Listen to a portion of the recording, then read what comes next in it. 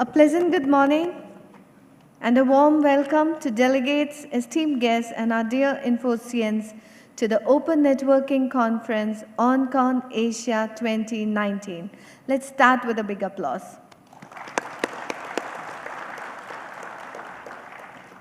I came in at 7 a.m. today and was stuck in traffic, so I can assume many of you would have faced that. So thanks for coming amidst all the traffic. This is the premier event in Asia, co-hosted by Infosys and ONF. The theme of this premier conference is Accelerating Open Networking Software Deployments, Leading to Digitization and Transformation of Networks. We commenced yesterday with Developers Day with technical deep dive sessions from the ONF leaders on virtualized broadband access, multi-access edge cloud, next-gen SDN, and P4. We also had the Open Hack Challenge and paper presentation. Today is day 2, the Visionary Day. We have prominent technology leaders giving us key messages and interesting panel discussions to look forward to. We welcome you all to this Visionary Day. I am Dhanya Matthew and she is Momita Mahapatra, your MCs for the day. Thanks, Dhanya. Without further ado, I would like to invite SVP and Global Head of Engineering Services at Infosys, Nitesh Bansal, who is also the executive sponsor and host of this event. Nitesh is also a member of ER&D Council of NASSCOM, advisory board member of Tabor Institute of Global Operations, and American Society of Mechanical Engineers. He is very passionate about innovation and bringing the physical and digital worlds together. Nitesh has been associated with ONF for more than a year now and is a member of ESAB, Executive Supplier Advisory Board. Over to you, Nitesh.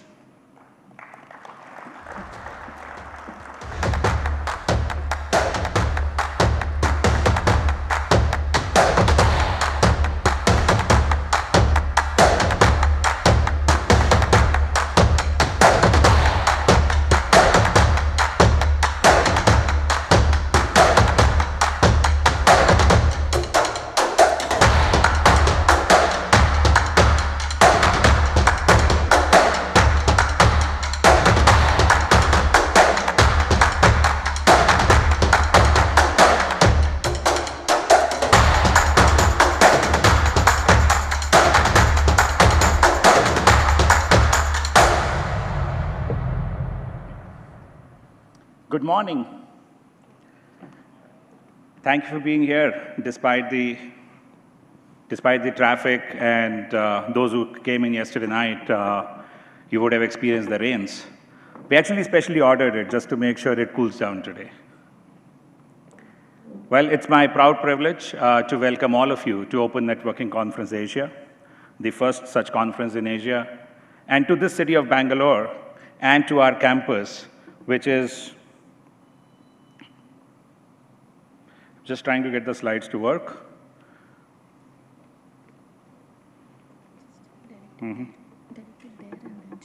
Directed there, okay. Yeah. And to this campus, which is the #1 eco-friendly campus in India, and perhaps the world. I was probably 7 years old when for the first time I visited Bangalore with my dad as a tourist. And I was fascinated by the cool climate, the rich history, and the cultural diversity that was present in the city. The history of the Cholas and the Hoysalas and the other dynasties that ruled this place, and the rich cultural heritage and architecture that they left behind. It left an indelible mark on me. Little that I know at that time that I was going to join a company called Infosys, which calls Bangalore as its headquarters. Bangalore today, as we know, has become a melting pot of cultures. Here, you can find Chikballapur or a Baswangudi coexisting with the Fraser Town and St. Mark's Road. You can find 400-year-old trees at the Lal Bagh, and yet that area is surrounded by ultra-modern high-rise buildings. You could step out and enjoy a German Hefeweizen or a Bratwurst as quickly and as easily as you could soak yourself in the tastes of idli, vada, and sambar. This rich cultural diversity and its open culture and great climate has been a magnet for attracting talent from all over the country. And that has made Bangalore the IT capital of India, where a lot of companies, not just Infosys, but like Infosys, have created the headquarters and quickly attracted a lot of global enterprises to set up their operations, to tap into that talent and make it an IT powerhouse. Bangalore also boasts to be the third largest innovation and startup hub in the world. This campus, where you are today, is where I would say the modern history of corporate India was written. When Infosys was founded on principles of corporate governance, it showed the world what good corporate governance in India could look like. A company that calls excellence and fairness into its core values, and very soon became synonymous with high-quality consulting and system integration services delivered to the top corporations of the world. This campus is built over 81 acres of land. It's completely green, 6,000 trees that are planted across the campus, give an ambient temperature which is 2 degrees lower than the city. It is a self-contained campus with all sorts of rainwater harvesting and solar lighting and all those things that you can think of, which caters to over 30,000 employees that work to serve the global corporations of the world from here. And I can go on and on, but I'm sure you would see and experience a lot of that during the day today. The date today, 23rd of July. Any history buffs or trivia quizzers around want to take a guess? Significance of the date?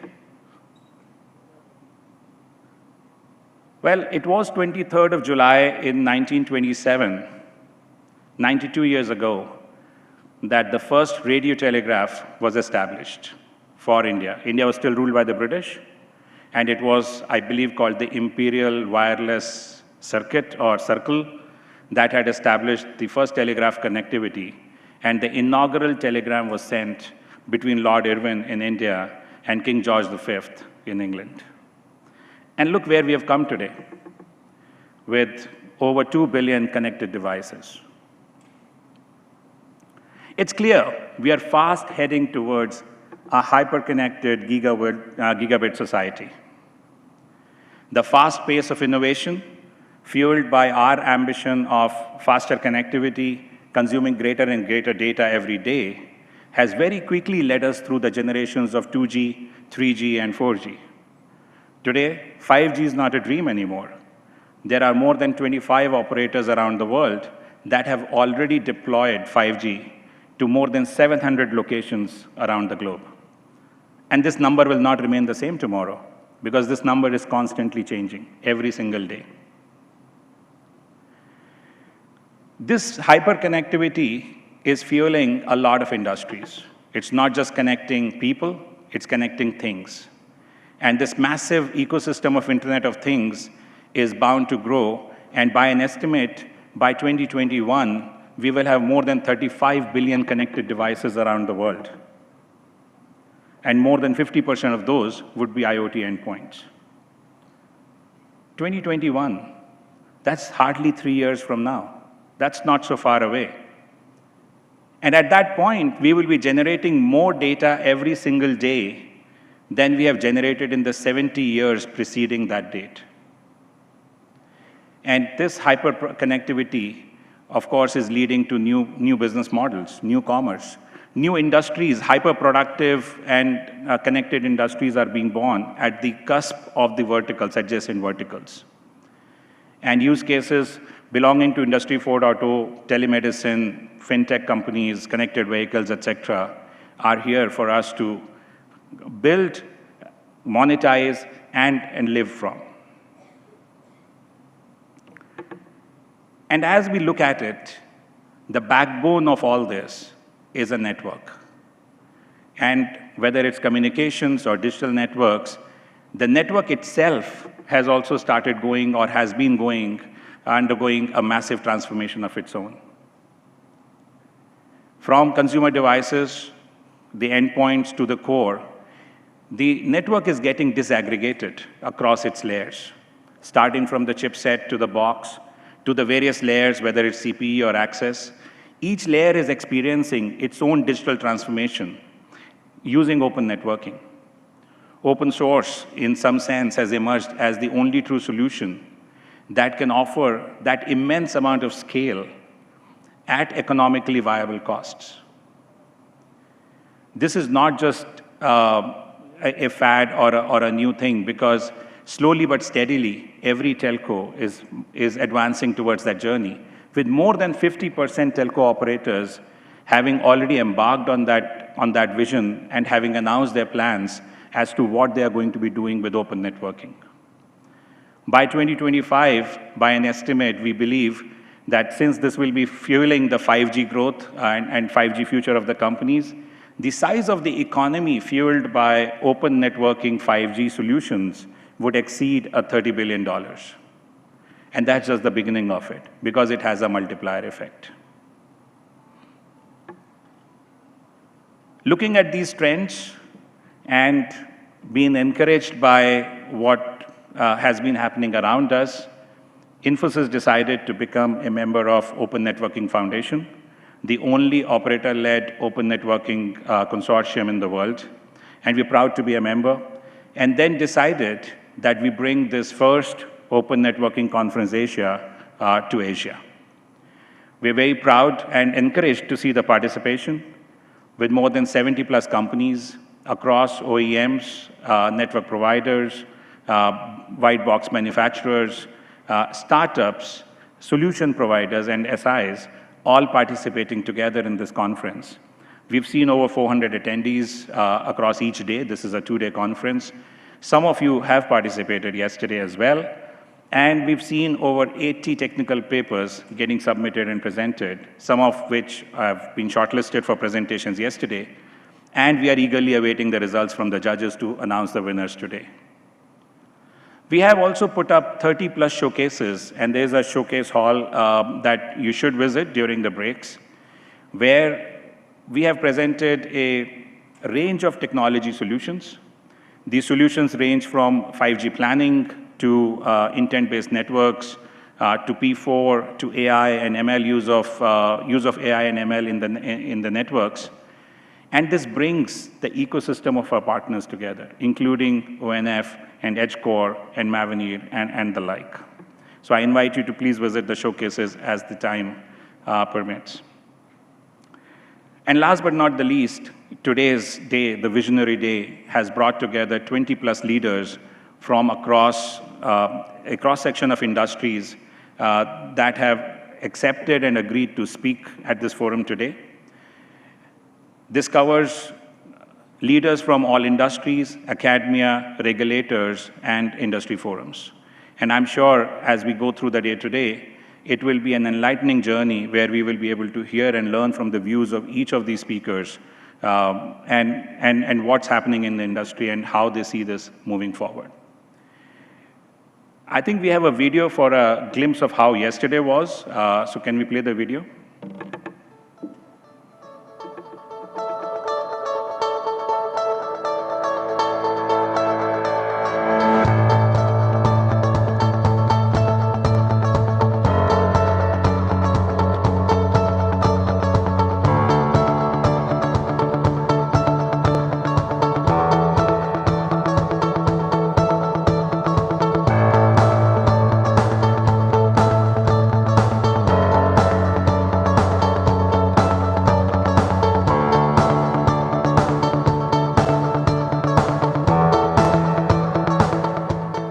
So a very, very good morning to everybody seated here.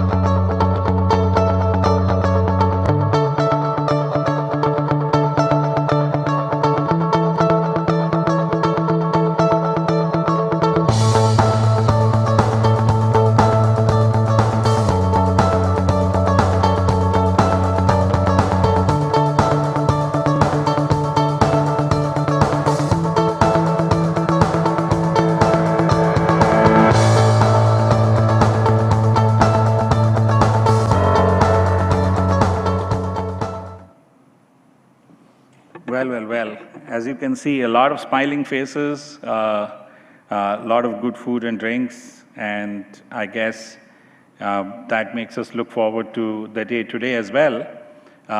Once again, a warm welcome to all of you, to our esteemed speakers and guests, to the vibrant developer community that's decided to join us and participate. And I wish you all a very good conference, the Open Networking Conference Asia, and a great day ahead. Thank you.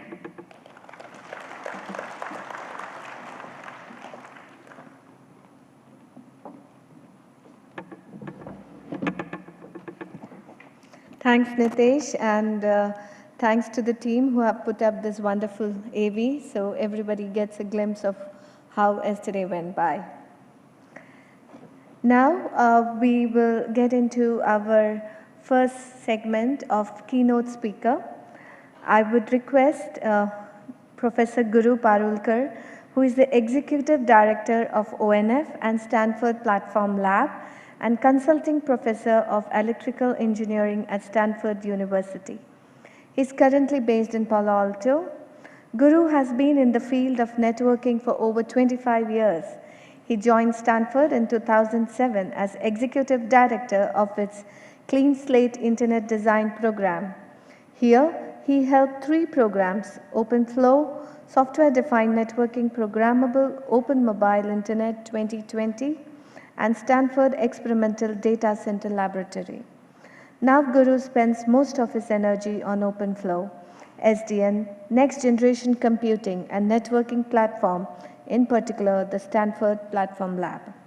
Guru, welcome to Bangalore and Infosys. It's an honor to have you here.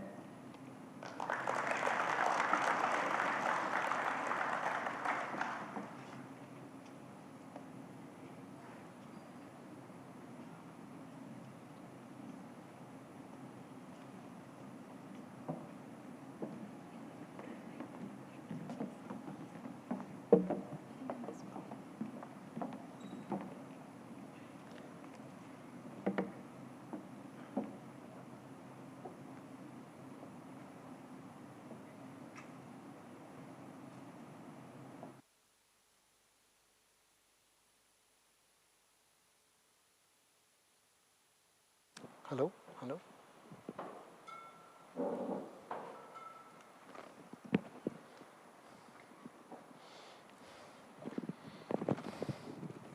That's okay.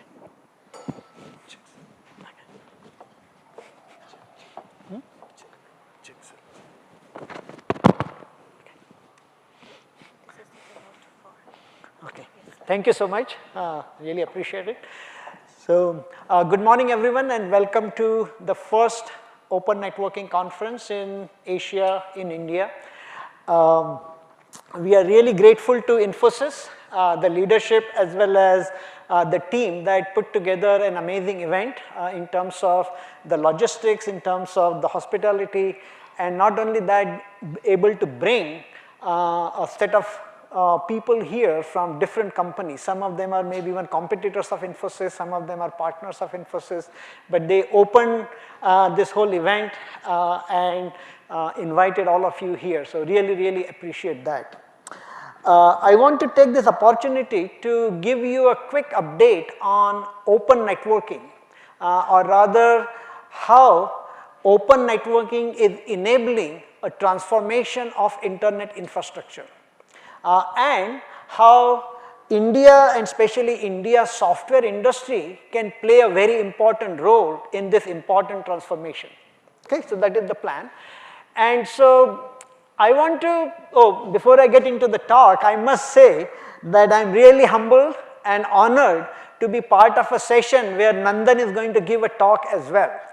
So I have done my share of keynotes and all of that, but when first Infosys put together that brochure with Nandan's face and my face together, I shared with as many friends and family as I could.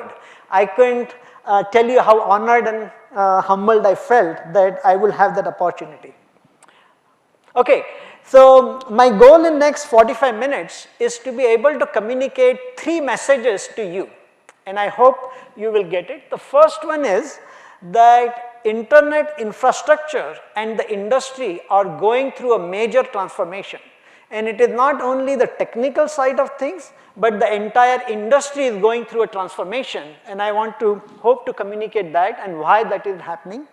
Then some self-promotion, self meaning the open networking promotion, and say that how ONF is at the forefront of this transformation.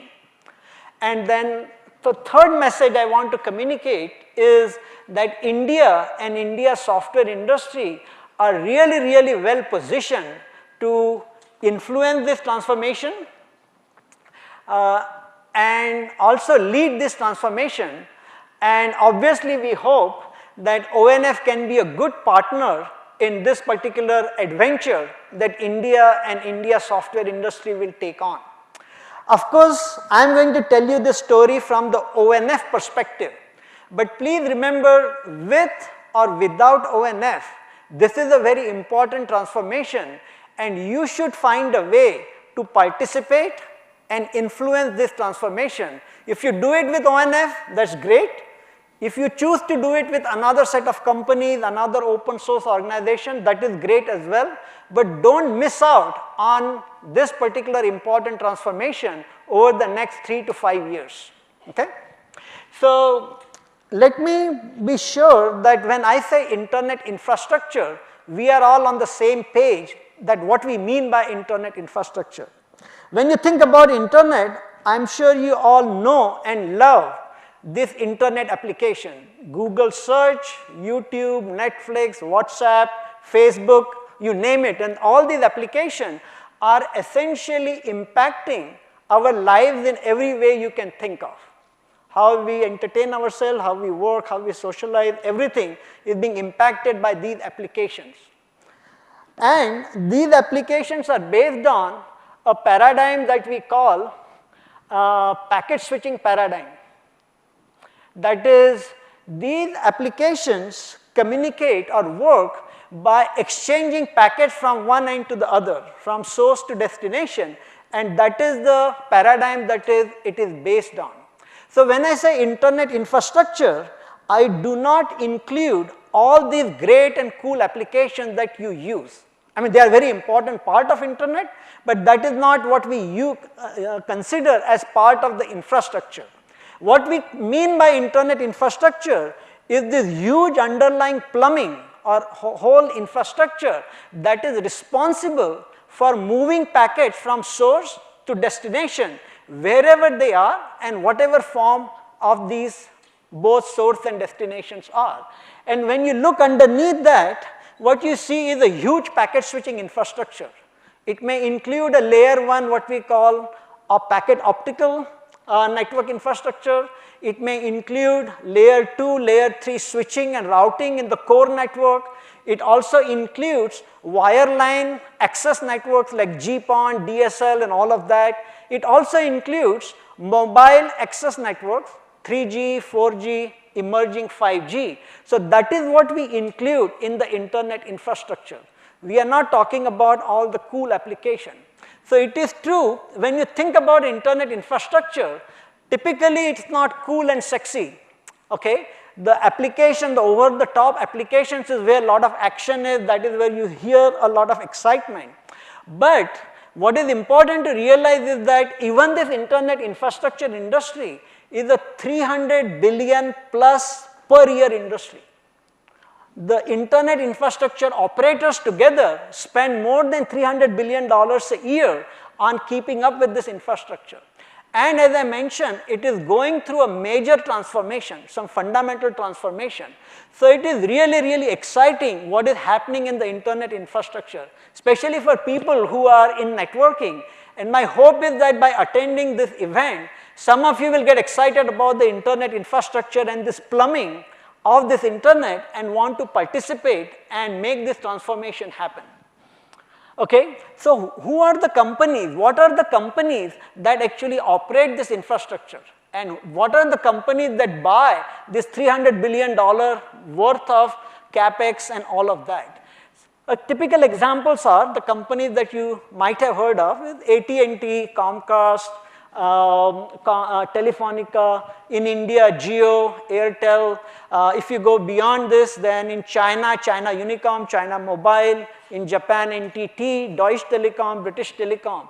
These are what is called the internet infrastructure operators, and these are the companies that actually operate and build this infrastructure. Now, the good or bad, there are two drivers that are causing this internet infrastructure transformation. So, one is, look at the pull. There are some business realities of these internet infrastructure operators that are causing them to build this infrastructure differently than they have done in last 40 years or 50 years. So, that is the pull, the business realities. Then there is a push, there is a lot of technological innovations or network architecture innovation that is also enabling this internet transformation. And let me walk you through first the business realities.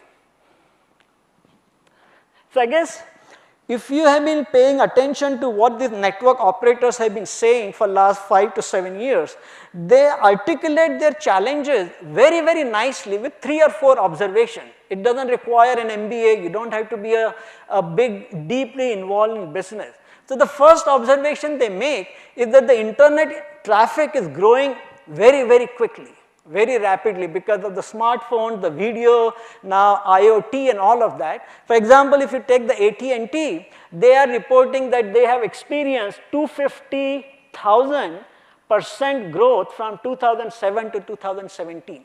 In 10 years, the traffic growth has been as much as that, okay?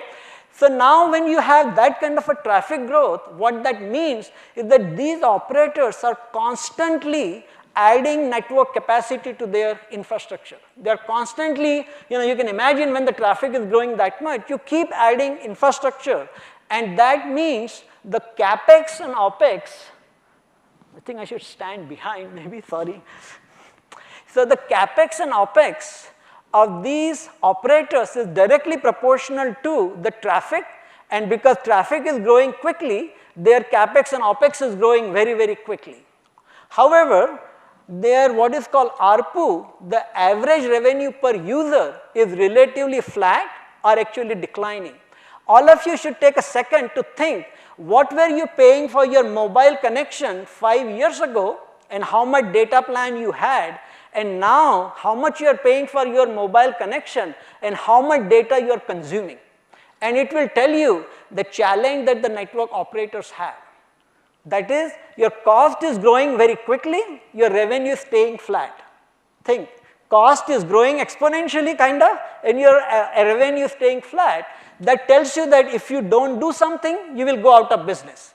And this is not something I am saying.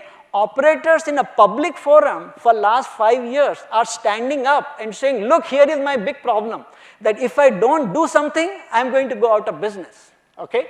So, that is kind of what you should know. And now on top of that, if you look at these operators have to now build the 5G infrastructure, they have to do IoT infrastructure, they have to upgrade it to gigabit broadband access, and so on and so forth. So, these guys have to really continue to build this infrastructure when the revenue is staying relatively flat. So, hopefully that tells you why operators are very, very keen to find other ways of building their infrastructure and services rather than what they have been doing for last 40, 50 years. Okay. Now, let me tell you briefly about the supply chain and the business model because they are kind of very much intertwined.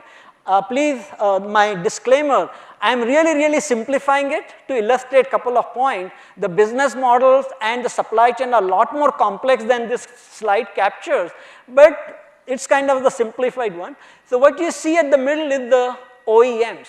So, in networking industry for last 30, 40 years, OEMs have played a very important role. OEMs are the ones that build the boxes, they have all the features and functionality and all of that. These boxes, they deliver it to the network operators take them and operate their infrastructure.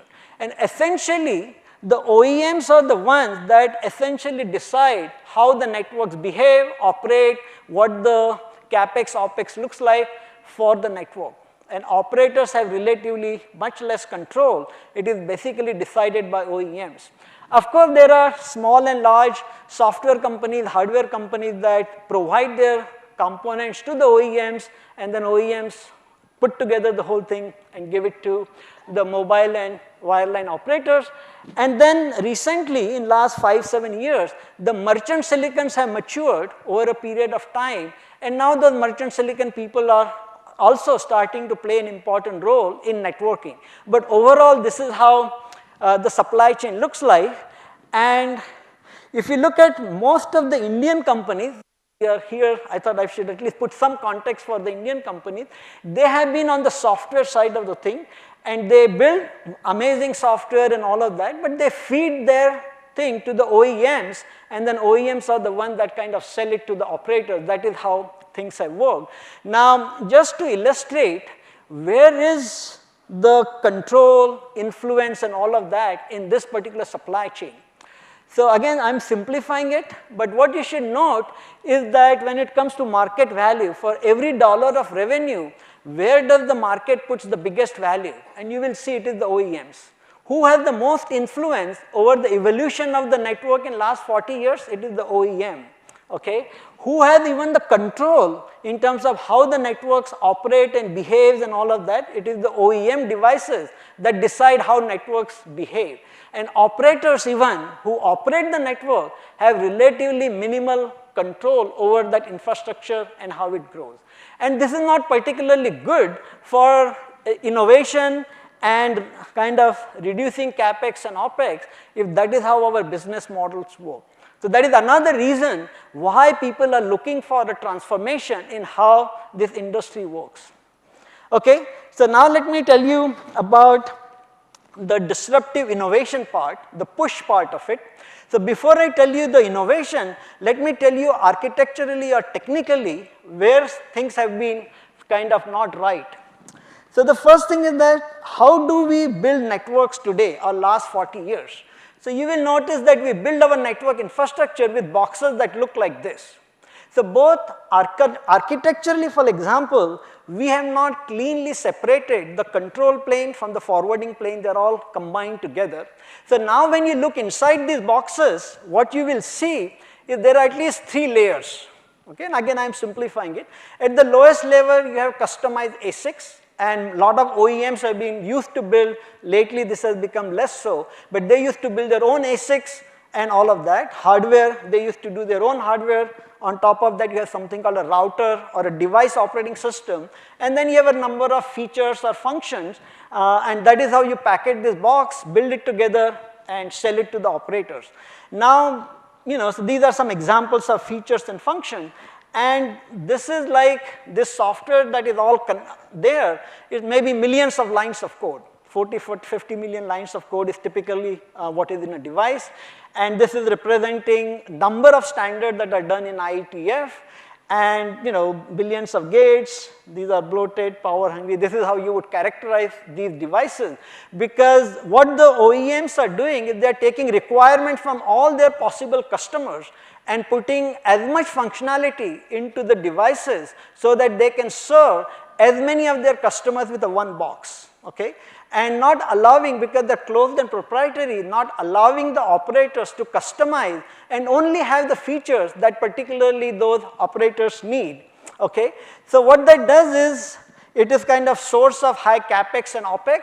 And this is also not suitable for innovation, because if it is closed, proprietary, not programmable, only the OEMs is able to make changes, and it is very difficult for any third parties to be able to program and bring new innovative services or capabilities into the network, okay? So, and then if you think about the mobile cellular network, things get even worse, because over the years, mobile cellular networks are becoming more and more IP based. So everything that is a problem with the IP networks, the mobile cellular networks have inherited. On top of that, they have all the 3GPP standards, and when you put it all together, the mobile cellular networks are even more closed, proprietary, not programmable, and very difficult to innovate on. And only few vendors have had kind of a lock-in on how the mobile cellular networks could evolve, okay? So that is kind of the state of the industry. So 10 years ago or so, some of the people at Stanford and Berkeley, we came up with this idea of what is called software-defined networking that I'm sure now you're all familiar with. And this particular slide is almost 10 years old, okay? And we have been using this slide consistently for 10 years to still communicate what is the value proposition of SDN and what SDN is all about. It has been kind of modified, a lot of people use it very differently, and so at least what I do is every time I am making a presentation, I want to remind people what do we really mean by SDN and what the SDN's value proposition is. Okay? So the first concept of SDN is the separation of forwarding from the control plane. When it is all lumped together in a single box, there is an external control plane that is separated from the devices, and there is some kind of an interface between that control plane and the forwarding plane. Initially we started with OpenFlow, now we are going into the idea of P4 and programmable forwarding and all of that, but there is this open interface. Then what you do with this logically centralized control plane is to create a global network view, and then with that centralized global view, it becomes much easier to write this network application, and anybody can write those network applications. And we have a lot of experience that suggests that writing these applications become very, very easy once you have this global network view which is presented to you by the network control plane. And you can write this application pretty rapidly, and it doesn't require lots of engineering and all of that to do that. Okay, so and then there is this interface there. So if you look at all of that, in simple terms, what are the three benefits that SDN offers? So the first and foremost is it will help you reduce the CapEx and OpEx. The reason being, those devices are now much simpler. They are simpler forwarding devices. They can be based on merchant silicon. They can be provided by ODMs or white box people. Okay? And then that control plane and the application, that can be all based on open source. And it doesn't have to be part of an OEM's proprietary solution. It can be based on open source software coming from third parties and so on. And those abstractions make it much easier to write control applications and so on. You enable more innovation and accelerate new revenue generating services because of the openness and this abstraction that you have, so you can write applications and new capabilities much faster. And most importantly, what you do is then you are able to give the control back to the network operators, right? Because you have this control plane, you have open interfaces. Some of these applications can come from the OEMs, and that's perfectly okay. But then operators can write their own applications, they can write their own customization, or they can work with a third party and try to do the customization themselves. So these are kind of the benefits of SDN. Now the good news is, after this 10 years, I said this is SDN, it's kind of 10 years ago when Stanford and Berkeley started this. Today there is nobody in networking industry that says they are not doing SDN. Every networking person in networking today, operators, OEM, chip vendor, everybody will say they are doing SDN. So that is terrific, right? That everybody is adopting this particular paradigm. The downside to this is that everybody has conveniently selected what kind of SDN they want to do, okay? And especially when it comes to the OEMs, many of them are doing SDN in a very incremental way. And the simplest way, again I am simplifying lots of things to make some point. So the simplest way to think about doing SDN for OEM, leave the boxes alone. That's a good revenue source. You are making 60-70% margin on boxes. Who wants to change that? Who wants to go through disaggregation if you are doing that kind of business? But you want SDN, I can do SDN on my boxes. I can open a few interfaces on my boxes. Through that I can do configuration and provisioning. And on top of that I can build some global orchestration. And this is a definition of SDN that many OEMs have practiced at least in last few years. And when you look at it, clearly because of this, there is some OpEx savings because you are bringing some automation, CLI automation, provisioning automation, and that is all well and good. But on the other hand, you have not fundamentally changed anything. You have not done any disaggregation, and you have not done anything that different and you know, you don't, so that is the kind of incremental SDN that I want to differentiate with what we do at ONF and what we are trying to enable in open networking, where we look at this differently, and I'll try to elaborate that on just a minute. Okay, so my second point I want to do is how ONF has been at the forefront of this transformation. Okay, so our mission is, we are first of all, we are operator led. So that means that we allow our network operators to define our agenda, and they are the ones that decide what we work on and so on. So that is very, very important. And as Nitesh mentioned, we are probably the only organization that is probably operator led and is kind of supported in this particular fashion. And our mission is to transform operator networks to bring CapEx and OpEx efficiencies and innovative services. And how we do this is where there is the first two parts, almost everybody who's done SDN and talking about network transformation talks about that. What is unique about how we are doing it in our ecosystem is it's not only about SDN, it's not only about open source.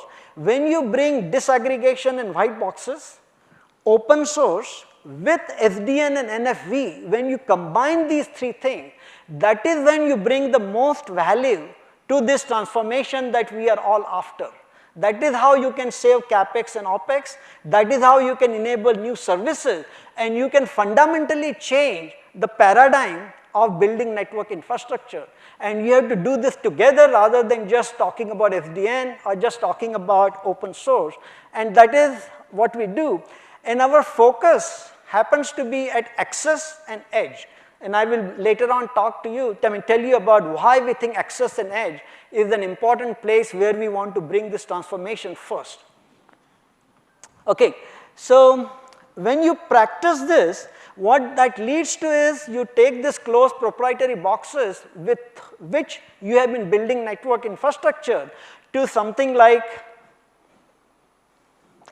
this, where the forwarding devices become much simpler. They are based on merchant silicon, white boxes, and so on. The control plane is external. It is based on open source, hopefully, and that provides logically centralized control plane for control configuration. We call that network operating system. And on top of that, you can have different kinds of applications and services, VNFs and so on, and that is all implemented in software. Some of that can be open source, some of them can be closed proprietary, and that's all well and good. But important thing to note is we are bringing this paradigm shift not only to packet switches in data centers. We are trying to bring this particular paradigm shift in all parts of the network. And what we have done is got it to what is called optical line termination devices. These are the devices with which you build the broadband access network. We have brought this to the E-node Bs or RUDUs for the radio access network for 4G and 5G. We have brought this to optical devices, both the optical line termination devices and ROADMs. So we are bringing this paradigm across the network to different types of devices that are used in the network. So the point I want to make is that when you combine all of this, it does represent what we call in high tech a disruptive innovation. And when you think about a disruptive innovation, it is a disruptive innovation to network architecture. It is a disruptive innovation to the business model that we practice. And it is that in some sense, it is at odds with OEMs, unfortunately. And so OEMs don't know whether they should embrace it wholeheartedly or what should they do with this particular disruptive innovation. And that makes it harder for some organization like ONF to build a developer community and build an open source community. So what has happened is that ONF and its operator partners have invented or created a pretty unique open source model, and that we call curated open source, and I will describe that in just a minute. It's a very unique open source model that we have to invent, because it is not just open sourcing something, it is bringing along with it a pretty fundamental disruptive change in the networking industry, and that required a very different kind of a open source model. and we call it curated open source or operator-led curated open source. So for example, what we do is we start with the operators, okay. So if you look at our board and so on, so we have AT&T, Comcast, NTT, China Unicom and all these big operators. So these are the people that build the largest network in the world, and they are committed to this transformation. They know what their priorities are, what are the use cases that matter, what are the solutions that they are going to deploy first, and we start with them, and they are the ones that then define what are the specific use cases and solutions that they want to transform, and they make a commitment to doing the deployment. Then the next thing, that is very unique to Open ONF is that we have our own small engineering team. A lot of people that describe that engineering to be small and mighty team. So we have a group of maybe 30, 35 people that are employees of ONF. And these people are passionate about the mission, they are really good in what they do, and they have no legacy to protect. So I think the most important thing is they have no legacy to protect. So they are able to pursue this mission with lot of passion and lot of innovation that is not possible if you are already at an OEM or somewhere we are trying to protect this. Then we do bring a supply chain together, and we call that a curated supply chain, where these supply chain partners are also committed to disaggregation, they are committed to open source and SDN the way we think about it, and then they work together. Infosys is an example of that, HCore is an example of that. So they are complementary, they work together, and most importantly, they are working with the operators, so they know what operators want, and as a result, you can reduce your R&D cost, you can reduce your time to market, because you are working hand in hand with operators that are defining what they want and what they are wanting to deploy. Okay? So this together is a very unique model that you will not see anywhere else in the industry, that we are practicing and creating this curated open source. So here are some of our operator partners. You can see some of the people from these companies that are on our board, pretty senior members that are on the board from these operators, and that are defining what they care about, what solution they want, what solution they want to deploy. Then we do have a supply chain partners, and you can see Infosys, HCore and all of that. And these are a very unique supply chain. Interestingly, 18 months ago, this supply chain included all the OEMs. And interestingly, as we were succeeding with the operators, for whatever reason the OEMs have decided to drop off, and the new kinds of companies have stepped up to be the partners and now running with this particular change and transformation. Of course, we do have another set of operators, another 70 plus companies. So it's an ecosystem of close to 140 companies, but it is a very much an operator-led organization with the curated open source as a model.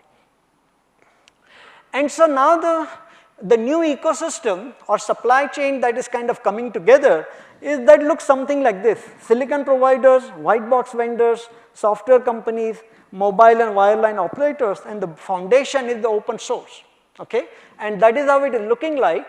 And these people do productization, hardening, and in the industry there is this concept called single neck to choke, and some of these companies are stepping up to be the companies that are willing to be the single neck, and Infosys is a very good example of that. They are stepping up in a big way and saying, okay, we will give you the integrated solution, and we can be that single neck to choke. Of course, and this is great for Indian companies because they are primarily software companies, they are software integrators and all of that.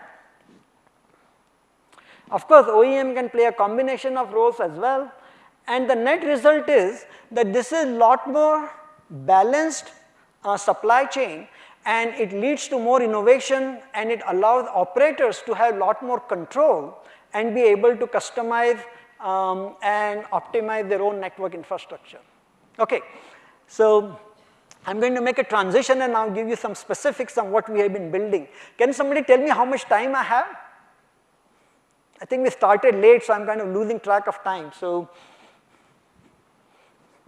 and I don't want to keep Nandan waiting also. So please tell me. Okay, I'll do it in 10 minutes, okay? Okay. So what I want to tell you is what kind of open source platforms we have been building. So the first thing we have built is a Stratum, which is first thing or whatever, the one of the things we are building is, it's a thin switch operating system. It supports all the next generation SDN interfaces that you know, P4 runtime, OpenConfig, GNMI and all of that. And it's a very thin switch operating system. It can work on fixed function ASICs, it can work on programmable ASICs, and Brian gave a great talk yesterday, and I think there may be a talk later on today or tomorrow as well. There's a whole workshop on that tomorrow. Then similarly, we have built a software layer called Volta that creates a software abstraction, SDN software abstraction, open flow switch abstraction on top of a variety of OLT devices. And these are the OLT devices you use in the broadband SDN, the broadband access. And then we have done the same thing for RUDU with an XRAN controller which is based on ONOS. We have done something similar for OLS and open line system and ROADMs. And then we have built this control plane that we call ONOS, which is an SDN controller or a network operating system. It is designed for scale, performance and high availability, and that is our SDN control plane. Thanks to Intel and Sprint, we recently open sourced an EPC, the Evolve Packet Core, the mobile packet core, that is part of our stack. Then we have a portfolio of mobile and residential services that are open source as well. And finally, we have something called XOS, which is what it stands for is everything as a service operating system, which does service composition, service management and all of that. And so this is one slide that tells you the software stack that we have built, okay? And you can see it goes across all the different kinds of access technologies and access networks, and it's kind of a full stack that we have created in open source on white box for all different kinds of access devices. But this is the half the story, okay? Because what you should know is, on one hand, disaggregation and open source enables a lot of innovation. But when you think about operators, operators do not want to consume disaggregated components. They want to consume integrated solutions that are easy to deploy and easy to operate. Okay? So we have this challenge, we did this disaggregation, we built this open source component, but then we had a challenge, how do we deliver integrated solutions that operators can consume? So we had to step up as a community and be able to build some integrated solutions that the operators could consume, okay? And so let me tell you how we have built this integrated solution, but let me take a small detour here. So I don't know how many of you know something called central office. Central office is a very, very important facility for a service provider. AT&T, for example, operates 4,500 central offices, and they're distributed all over the United States in the country. And these facilities are very close to the customers.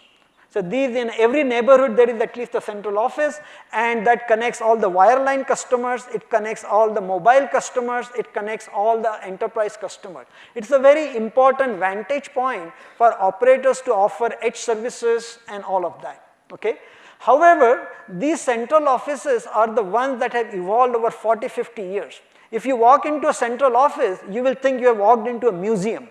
It has almost all the possible equipment you can imagine that have been invented in last 40, 50 years. Okay? So for example, in a typical AT&T central office, there may be 300 different types of equipment. Each equipment is closed, proprietary, not programmable, built with the same value proposition that I talked to you before. And so these central offices are major source of CapEx and OpEx for service providers, and they are the source of lack of innovation, because with all these 300 different kinds of devices that are closed proprietary, it is very, very difficult for AT&T to innovate and offer new services to their customers that are connected to the central office. Okay? And with the emergence of IoT and all of this, edge processing is becoming very, very important, right? Because of low latency, you want to be closer to the customer. So on one hand, central offices are very important. On the other hand, these are difficult to innovate on or difficult to invent. So what we did, so a couple of years ago or 5 years ago or so, AT&T challenged us and said, can you help us reinvent the central office? okay? And they asked us this question that if Google or Amazon were building a central office today, how will they go about building a central office? Okay, so we created an architecture and we built a platform which is this integrated platform for the access and edge that we call CORD, where what you see is in the heart of it there is a fabric which is like a leaf spine fabric, which is exactly similar to what you do in a data center. It is built on merchant silicon, white boxes, open source and all of that. There are servers on which you can run software, control plane, you can run software services and all of that. But then you can connect that using these white boxes, OLTs, and you can run certain services for residential. You can have radio units and you can run mobile services on top of it. You can have some enterprise or cable DOCSIS and you can run some enterprise services on top of that. So you can see that this is that integrated solution that we have created that brings all these components that I was talking about into a single integrated platform that the operators can deploy at the edge, and this becomes their new edge. Okay, but this new edge built with a very different value proposition and very different paradigm than what we do today, and that is kind of our flagship platform for integrated solution. Components of this are now going into production. I think I will skip this and just quickly. So some of them are going into production, like the fabric, it is in a production of a major provider in many geographies, and Infosys has played a very important role and we are very appreciative of that. Then there is the broadband access, that we call SIBA. There are half a dozen operators or more that are interested in doing deployments this year and next year, so that is something terrific. Then we have done a lot of this MCOD, the mobile thing. I think, my apologies, I am running out of time, but here are different capabilities that are part of what we have demonstrated in the mobile context, but you can see all the way from VNF acceleration, closed loop analytics, ONAP integration, open source EPC, network slicing, and all of this. And now we have also done this in a distributed cloud environment. Some of them you can run in the edge, other functionality you can run in a distributed cloud, in a public cloud if you like. So you can divide the functionality between edge and the public cloud. So we have demonstrated a lot of those capabilities as well. Okay. I think I'm going to skip, but these are the number of operators around the geographies that we are working with. They have different platforms that they have.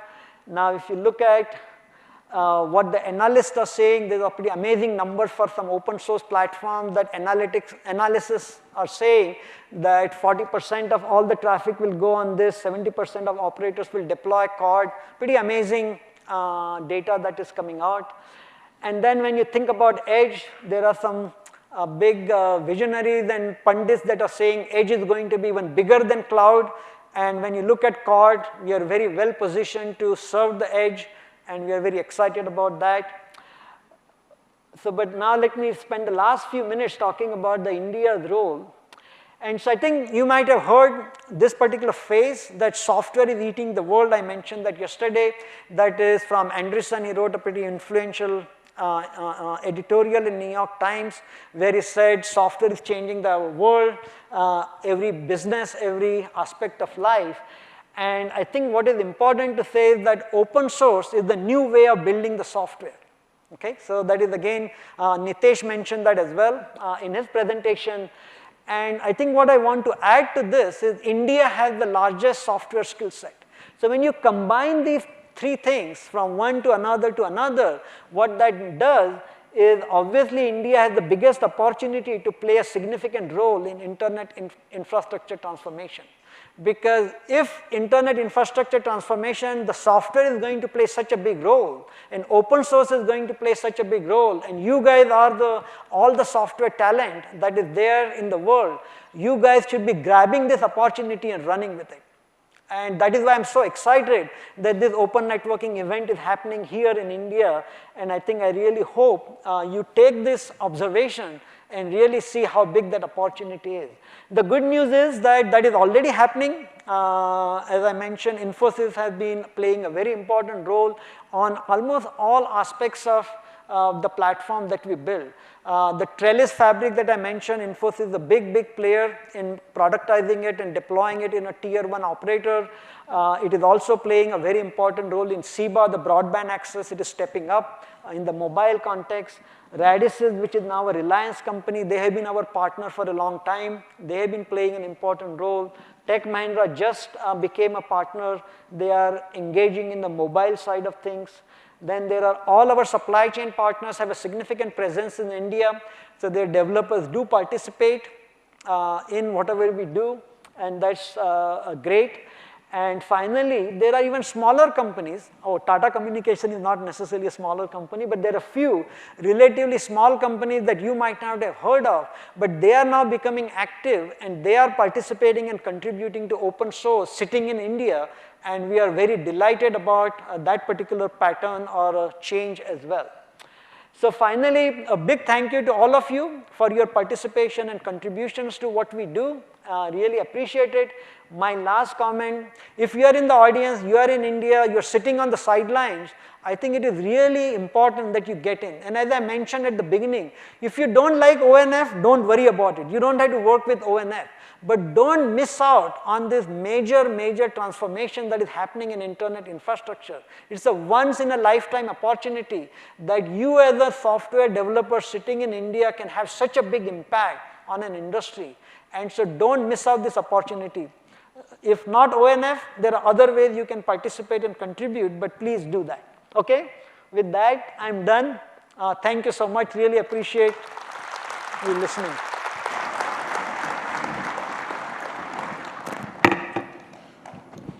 Thanks, Guru, for sharing your insights on how India and its software industry, along with ONF or any other player for that matter, can play a big role in this transformation that internet infra and its industry is undergoing currently.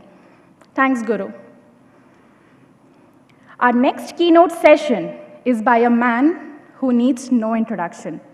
I take the privilege to introduce Nandan Nilekani, co-founder and chairman, Infosys.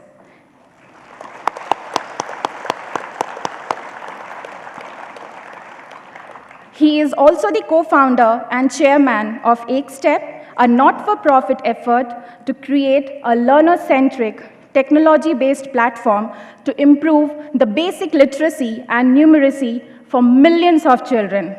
He was most recently the chairman of the Unique Identification Authority of India, UIDAI, in the rank of a cabinet minister. A well-decorated man with numerous international accolades to his name. Nandan has been awarded the Padma Bhushan in 2006. In 2017, he received a Lifetime Achievement Award from ENY. CNBC TV 18 conferred the India Business Leader Award for Outstanding Contributor to the Indian Economy on him in 2017. And he also received the 22nd Nikkei Asia Prize for Economic and Business Innovation 2017. He has won the Economist's Innovation Award for Social and Economic Innovation for his leadership in the India's Unique Identification Initiative, Aadhaar. Nandan is the author of Imagining India and the co-author of Rebooting India, Realizing a Billion Aspirations. It gives me immense pleasure to welcome you, sir.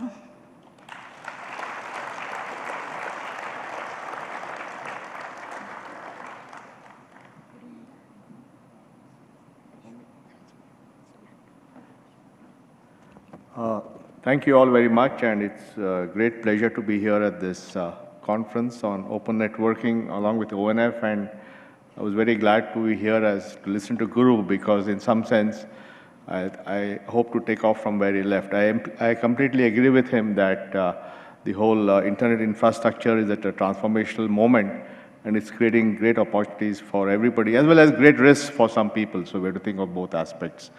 My own journey with open source very coincidentally began exactly 10 years back, because today is the 23rd of July 2019, and on the 23rd of July 2009, I joined the Indian government to do the other project. So it's an anniversary for me, 10-year anniversary today. And that was actually my first exposure to the possibilities and potential of what can be done with open source. As you know, till then I had essentially been at Infosys, and my background was in enterprise software, and I really didn't know much about open source at that time. But as we looked at what we had to do, which was to give 1.2 or 1.3 billion people a digital ID, and the kind of transaction, the kind of volumes, the kind of scale that we required, it was very obvious that we could not do this with traditional enterprise software, and therefore some of us began to realize that perhaps we should look at using open source for this project. Now remember, this is 2009. 2009 is 10 years back, and the use of open source was not as common as it is today. And it was also the early days of open source, and even the clouds had not come up. Amazon AWS was launched in 2006, Google Cloud 2008, Azure 2010. So the clouds also had not really come up. But fortunately, we had an extremely talented team who came together for this project. My CEO was Ram Sevak Sharma. The telecom industry in India knows him very well. He's the current chairman of the TRAI. And he's a very unusual guy, IIT Kanpur, computer science master from University of California, who did programming as a hobby. And we had people like Pramod Verma, who's a great architect, who done a lot of the architecture work, Dr. Vivek Raghavan, outstanding guy on AI. We had Jagdish Babu, who was great work on devices. We had Sanjay Jain, who's a product manager at Google before he joined. So we really had a great team of people. In fact, even today, the current CEO of UID AI, Ajay Bhushan Pandey, is a PhD, is IIT Kanpur and a PhD in computer science from the University of Minnesota. So we really had extraordinary talent both from the public sector and the private sector. And we decided that we would build this whole thing using an open source stack. And it was, I think, one of the best decisions that we took, because we were able to create a very low-cost, highly scalable solution. Now, to give you a sense of the scale of what we had to deal with, we had to enroll. Today, the Aadhaar platform has 1.2 billion people on it. In other words, 1.2 people have received a digital ID from this platform. The platform does about 1 billion authentications a month, online real-time authentications in a matter of sub-seconds. We have done something like 4.7 billion electronic KYCs used by this, including all the mobile operators today use eKYC to give their SIM connections, and a host of things. The real fundamental challenge for us was, how do we establish uniqueness? How do we establish that a person does not get more than one number in a country where people don't have any documentation? More than half the babies born in northern India, the states have less than 50% of them have birth certificates. So we have a large number of people who don't have proof of birth and who don't have an original document. And therefore, the only way that we could establish uniqueness was what we call as biometric deduplication. In other words, we took a unique fingerprint or a digital sort of signature of everyone, and then we would compare each person's biometric signature to the entire database of people we had to check whether it was a duplicate or not. Now, to give you a sense of the scale of this, when we had about 500 million people in our database and 1 million new people enrolled that day, we had to do 500 trillion matches just to establish uniqueness. So it's a massively scalable architecture. And it was done entirely with open source. It was done with Hadoop, and in those days we used MySQL, we used, of course, Linux and MQ series, RabbitMQ, MongoDB, and all kinds of open source products. Now, the one place where we could not use open source was on the biometric deduplication, because that was a specialized technology in those days. So we built actually a multi-engine system, because we didn't want to be dependent on one vendor. We built a 3-vendor biometric deduplication capability using a standard API. So all the engines could talk in the same way. And when we had to deduplicate a packet, we could send to any of the 3 engines and get it deduplicated. That also helped us in error detection and, by example, if one machine said this could be a possible duplicate, we could send it to the other 2 to verify it was a duplicate or not. So we could improve our decrease error rates. But that was deliberately done in an API kind of way so that to me, the fundamental message is that when you're building open source things, you can probably build most of it using open source, but obviously there might be some pieces of your architecture which may require more specialized technology, and in which case you have to build the proper way of interfacing with those kind of things. So we did that. And so this system also is one of the lowest cost systems in the world. The total cost for us, India spent about $1.5 billion US to give, or maybe $1.6 billion to build for 1.3 billion people. So the cost per person is a little over $1, which is very, very cost effective. And a large part of that was the architecture we did. And we learned all about how to create a scalable architecture, how to use commodity hardware, how to make sure that you make it linearly scalable. And one of the lessons we also learned was that in the open source world, you have architecture becomes, it's not just about throwing a bunch of open source products at a problem. The architecture becomes very important. The strategy becomes very important. How do you make sure that you're vendor neutral? How do you make sure that you can plug in and plug out things? And therefore, designing it in a way that it is evolvable. Because as new things come, how do you evolve it? How do you take out stuff which is now obsolete and put in new stuff? And we had to do this on a running system. If you can imagine that here's a running system which is doing 1 billion authentications a month, and behind the scenes, all kinds of upgrades are happening which the consumers don't know about. It's all happening because of the design. The design was done using microservices, it was done using APIs, and it's designed in a way that you can plug in something and plug out some piece of software without anybody realizing that something is happening at the back. We also had to develop a system because our enrollment client could not be online. I mean, at that time, we didn't have the networks to upload biometric packets online from around the country. So we built an offline enrollment agent, which could go to any nook and corner of India and do enrollment. And at peak, we had about 35,000 enrollment stations running live, enrolling about 1.5 million people a day. So it was a fairly big system. But the way we designed it again was that these enrollment clients would be offline, but the moment they connect, they automatically get synchronized, updated, software would get rolled out. All those things had to be done in a way, again, that was completely transparent to the users.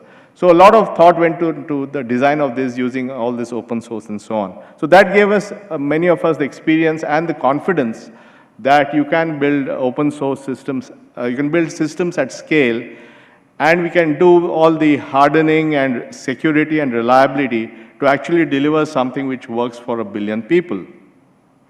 And then once we did the Aadhaar project, then some of us also worked on the UPI, which is the payment system designed by NPCI. NPCI is the National Payment Corporation of India, which is a non-profit utility owned by the banks. And about 5-6 years back, and I'm the technology and innovation advisor to NPCI. And about 5-6 years back, we realized that we needed a new next generation instant payment system, which allowed you to make payments in real time at scale for 1 billion people.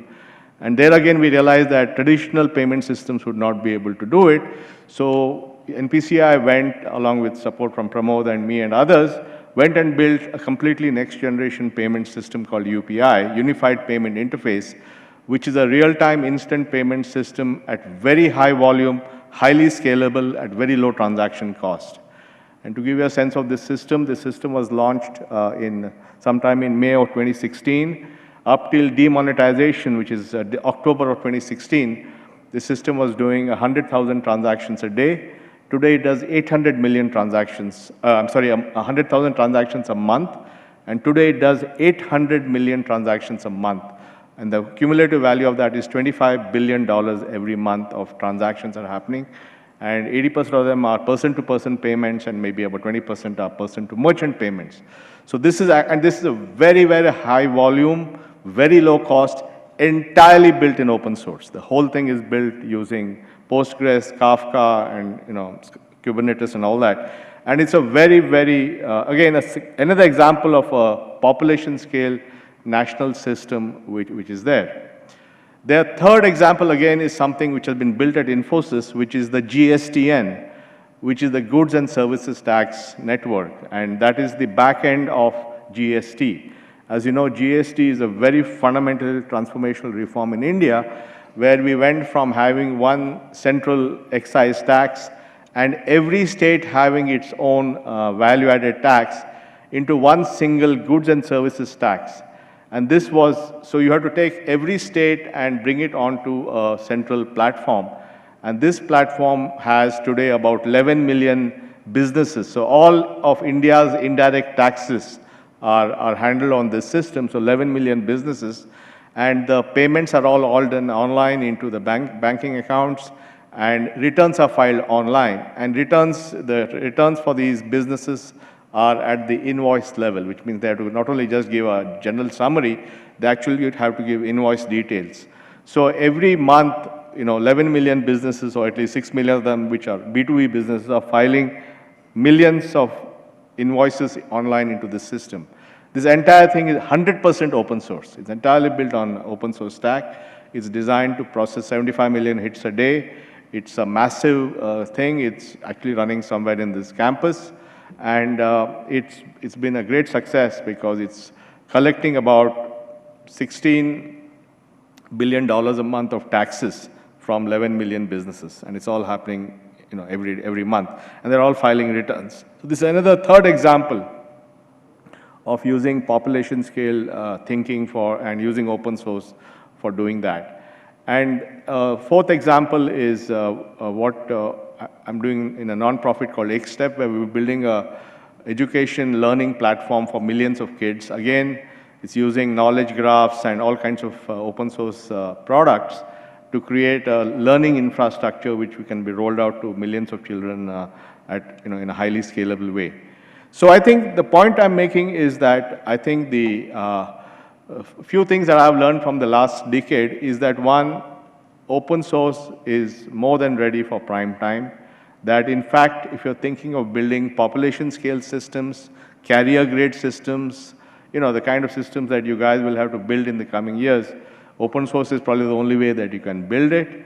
That it's very important to have the architecture right and make sure you design it for scale, design it using, what called as white boxes, or in our case, it was all commodity hardware based. Design it to be linearly scalable. In the Aadhaar system, the back end is about several thousand Intel servers, Intel compatible servers, that's it. And the space it takes is less than it's like a house. But imagine on that small footprint, we are running the country's digital identity platforms and doing 1 billion transactions a month. So clearly, this thing allows you to build very large systems with a small footprint, low power consumption, commodity hardware, but getting the architecture right, getting the design right is extremely important, and that's one lesson. The other thing, as I mentioned, is evolvability. The thing is, when you use open source, you have to design it to be replaceable in the sense, if you take a 10-year view, when we started in 2009, Kubernetes did not exist. It came in 2014. Dockers and containerization did not exist. It came in 2013. Deep learning did not exist as a commercial offering. Deep learning really became popular only after 2012 and all the ImageNet stuff that happened. So this, but when you design this stuff, you don't know what's coming down. The Spark did not exist, and so many things did not exist. So the thing is that when you design these things, you cannot take a static view of the world and say, today this is my open source stack and I will use it.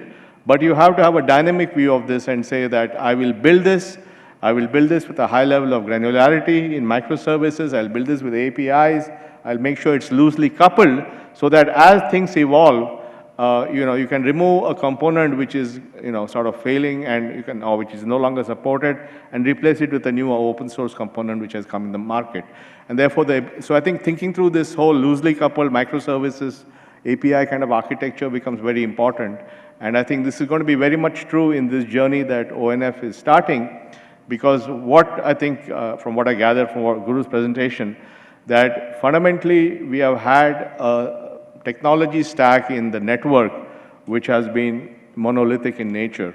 And that technology stack is being disaggregated, layered, delayered, wherever possible, it's using white boxes and commodity hardware. It's mostly going to be open source. And that stack is then going to be taken, and carrier-grade hardening and reliability, 5 nines and all that stuff is going to happen. And that's the way that networks are going to, operators around the world are expected to upgrade their networks. And also, I think also when there's a technology transition, this becomes all the more important. I mean, all the big things that we have did, digital ID was a transition, real-time payments was a transition, GST was a discontinuity. So when there's a technological discontinuity, it becomes all the more important to get this thing right.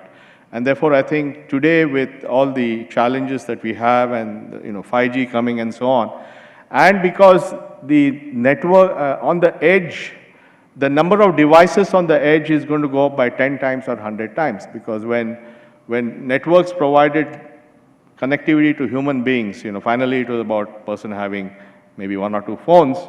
But when networks start providing connectivity to sensors, then there's no limit to the number of sensors that's going to be on the edge. And therefore, we're going to see a 10x or 100x increase in the edge nodes, which will have sensors. And these sensors will be very high data producing sensors, And therefore, the ability of your network to cope with this massive flow of data and react to that in real time at the edge becomes very important.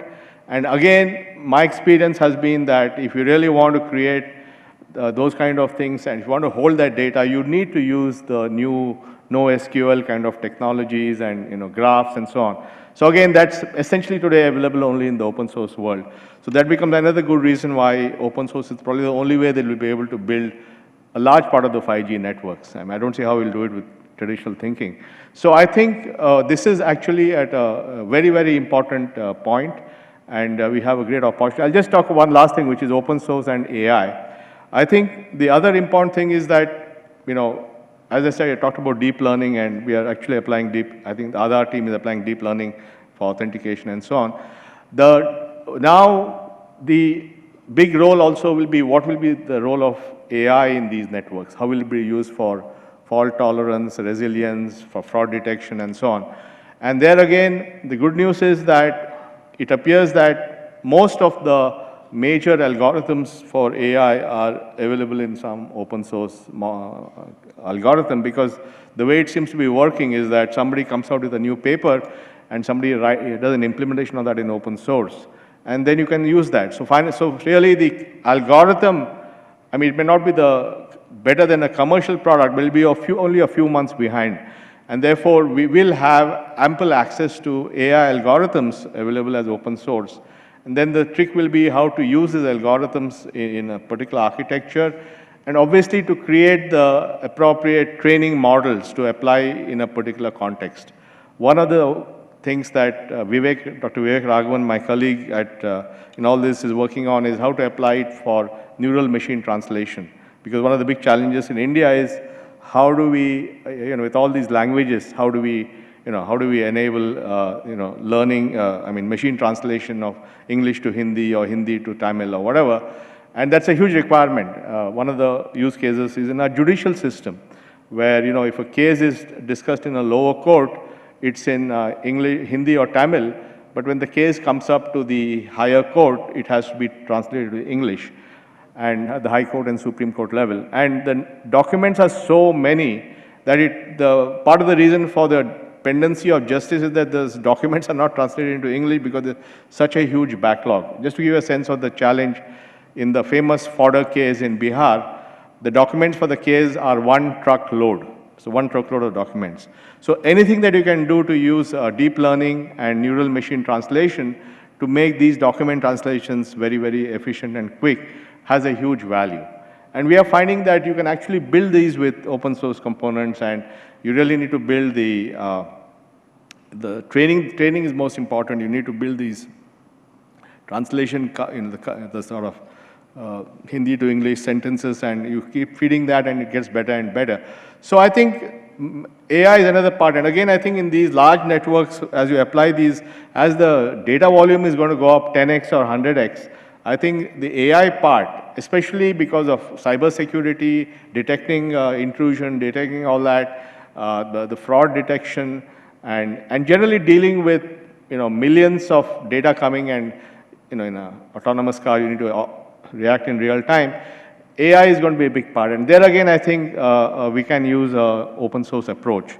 So anyway, I think I won't go on and on, but fundamentally, my experience over the last 10 years has taught me that for these large social problems or large transformations of the kind that's happening in the telecom sector, taking an open architecture approach is very important. Those operators that seize this and use this approach for the next generation are going to benefit dramatically in reduced capital costs, reduced operating costs, much more agile networks, and also enable them to offer new services and products which will generate revenue, which is very important, as you know, for the operators today.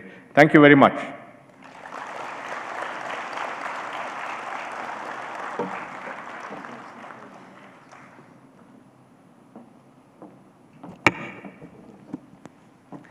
Thank you, Nandan, and once again, congratulations to him.